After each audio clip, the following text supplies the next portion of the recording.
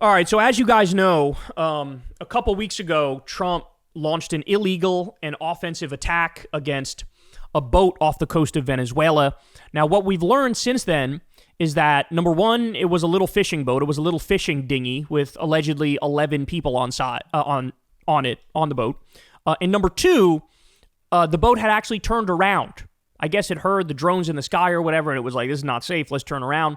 And they still murked them. So in other words, even their strongest argument of these were narco-terrorists and they were coming to bring drugs into the U.S., it's not true because they had turned around and they were going back to Venezuela.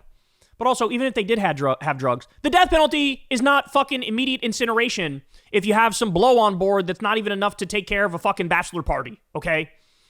So, just wildly illegal, wildly unconstitutional, completely against international law, and they blew up the boat. Well, guess what? They just did it again. Because if you let the bully get away with a little bit, give him an inch, they'll take a fucking mile. So here we go. Here's the new video, unclassified. A new boat blown up by the United States illegally under the Trump regime. So it's sitting there in the ocean, as you can see. It's literally just like a very small boat. This is a very small boat that we're talking about here. J.D. Vance was also joking and saying, there it is, blew up completely. Blown it up. J.D. Vance was also joking and saying, like, I wouldn't want to go fishing in that part of the world these days. In other words, hey, maybe we'll keep murking innocent people. Please. So that's what these guys are doing. They're committing murder. Now, I got this Wall Street Journal piece that we're going to play here, and they're going to talk a little bit about what's going on now between the U.S. and Venezuela. And look, my summation of it is Trump is effectively trying to overthrow Maduro, trying to steal the oil, trying to let Eric Prince, the former head of Blackwater, now he's head of a different group, mercenary Christian military guy, have him basically occupy Venezuela, allow the U.S. to steal the oil, put a new puppet regime in there. That's the ultimate goal. That's the ultimate goal. So let's watch some of this here. Do you think you will start with strikes on the mainland Venezuela? We'll see what happens. Tensions between the U.S. and Venezuela have reached a crisis point. There's been a very rapid buildup in the region, which is pretty unprecedented in modern times. The Trump administration has shown it will use lethal force to combat drug cartels, and it's repeatedly tied Venezuelan President Nicolas Maduro to drug trafficking. Now, the drug trafficking charge is total bullshit. Just for the record, I think they say this in the video, but I think it's like less than 10% of drugs that come into the U.S. come through Venezuela. That just doesn't happen. Also, can you imagine for a second if we flip the roles here, do a complete reversal, and you have U.S. fishing boats being blown up by the Venezuelan military casually off the coast of the U.S., off the coast of Florida, let's say. What would the reaction be? We all know. We'd be Trump would have his finger on the red button within 10 minutes, bro. But when we do it, we get to do whatever we want because we say so. Fucking ridiculous country. Maduro regime is not the legitimate government of Venezuela. It is a narco-terror cartel. All that's made up. They are the legitimate government, and they are not a narco cartel. That's all made up. The U.S. in the first term tried to put in Juan Guaido and pretend he was president when he never fucking won the election to become president. This is a joke. This is a sick joke. The question is, how much of this is just a show of force or meant to be political theater, or how much does this actually risk a significant major confrontation with Venezuela?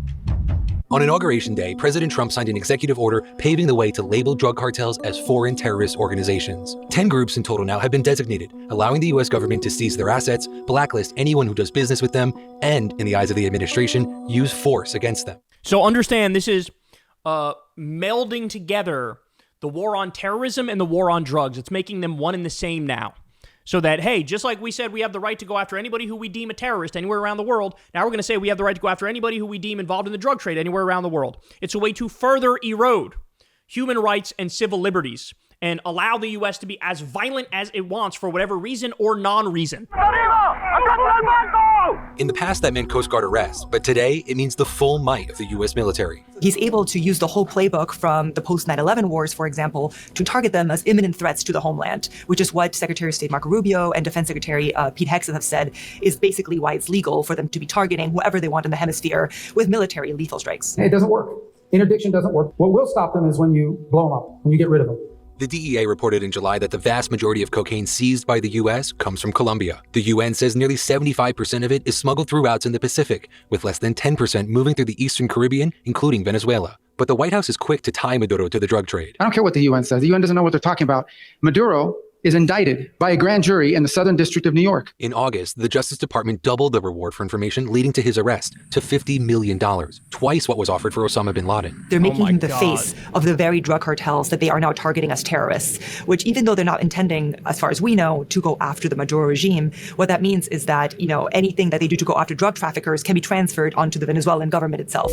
Yeah, and I think that's so naive. I don't think they're trying to do regime change. Really? Why'd they send 7 warships and 4,500 troops, and why are they repeatedly provoking them and bombing their fishing boats?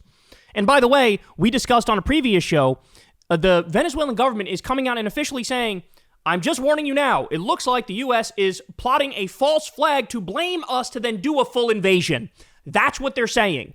So, and I could see that. Because again, there's no fucking imminent threat. Really? Is that what we're going to say? That fucking Nicolas Maduro and Venezuela, they were this close to fucking launching on Ohio? Like, what a joke. No, they're no threat to us in any way, shape, or form. Mid-August, the administration deployed 3 U.S. destroyers to the region, as well as an amphibious ready group identified here in this satellite image, along with a cruiser, P-8 spy planes, and 10 stealth jet fighters. The Trump administration has been laying the groundwork for months to go after drug traffickers and target the cartel specifically. I hate how they're repeating the propaganda. That's the propaganda line. Trump just cut a deal with drug cartels and freed some of them to go back to El Salvador to cover up the fact that Bukele made a deal with them.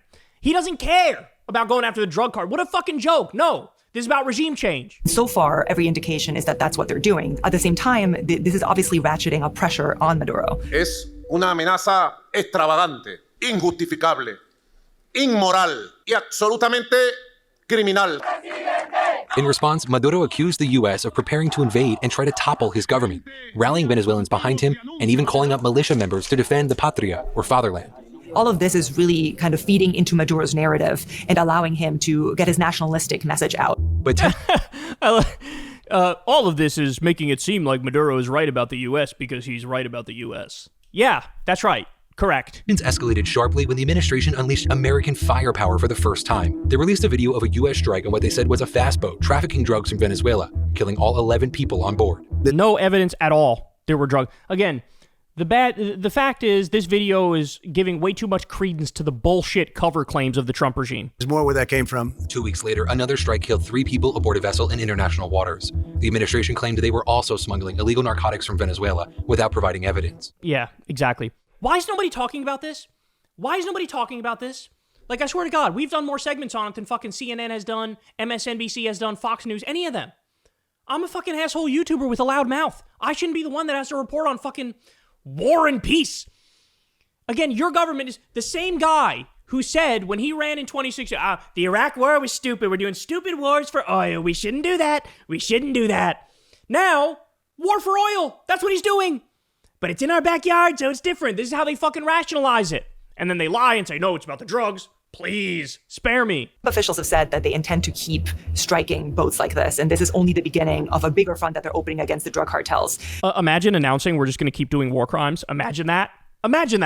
What is unclear is how much they intend for this to destabilize Maduro's regime. The only person that should be worried is Nicolas Maduro. Under President Trump's leadership, Maduro will not escape justice. Despite the hope of some in Venezuela's opposition, U.S. officials say there is no policy to overthrow his government. Would you please like to see regime change in Venezuela? Well, we're not talking about that. In fact, both men are trying to use the tensions to their advantage. Both of them benefit from the imagery and show of force and being able to look tough to their respective domestic audiences. For President Trump, he wants to show again that he is very serious about dismantling the drug cartels. He does not really want to deploy boots on the ground that would be required to actually depose Maduro or deal with whatever comes next. Recently, I love how to them it's all like a game. It's all theater. Oh, Trump would never attack Iran. What'd he do? He fucking attacked Iran. Trump would never. Oh, yeah, sure. Trump made an AI video saying that Gaza should be taken over and we should build casinos and hotels on the beach and call it Gaza Lago. But he wouldn't actually do that. It's what they're fucking doing. Israel is stealing Gaza. They're taking the West Bank. Right? So all this, he would never. Every time somebody says, he would never, he fucking does it. He built Alligator Auschwitz. He wants to send 30,000 immigrants to Guantanamo Bay. Right? He's got CCOT, the concentration camp, Gulag in El Salvador. So every time somebody says, he wouldn't, he does it. Stop with the fucking they're both using this to their advantage. Right. I'm sure what Maduro wants is to be a fucking pube hair's length away from being invaded by the U.S. any moment. Trump has even been quietly cooperating with Maduro on two key domestic priorities, energy and immigration. In August, the first oil tankers left Venezuela for the U.S. after Trump waived sanctions to allow Chevron to resume imports. And that was, let's be clear, it was Biden who did that, and Trump just allowed it to continue. Let's be clear. And when Biden made this oil deal with Trump, with Venezuela, Trump was shitting on it on the campaign trail. In recent months, the U.S. has sent on average 2 deportation flights a week to Venezuela, according to data collected by a monitoring group. That requires close cooperation between the two governments. Oh, yeah, they actually love each other. Maduro's side, he just wants to stay in power. He's not a popular leader, and he's trying to basically use this in order to stoke nationalistic fervor. Los Estados Unidos de Norteamérica debe abandonar su plan de un cambio de régimen violento. There's no indication that either side really benefits from this escalating into a larger conflict, so they may be careful not to step over that line. That is insane. That's like saying, Trump may be saber-rattling, but he wouldn't benefit from bombing random dinghy fishing boats, would he? Boom, here we are, 2 random fishing dinghy boats later, and they're not even going to stop. So, I don't know. There's a lot of cope in this video, but the fact of the matter is, the U.S., Trump is already waging illegal and offensive attacks against Venezuela, another country that didn't attack us, just like Iran didn't attack us, just like Somalia didn't attack us, just like Yemen didn't attack us, and all these countries Trump has gladly and willingly bombed. So, just be ready, because it is absolutely on the menu, another illegal war, this time against Venezuela. Hey y'all, do me a favor and like and subscribe. It helps out big time in the algorithm. Click the bell as well for notifications when videos drop, and watch that video on screen right now. You know you want to.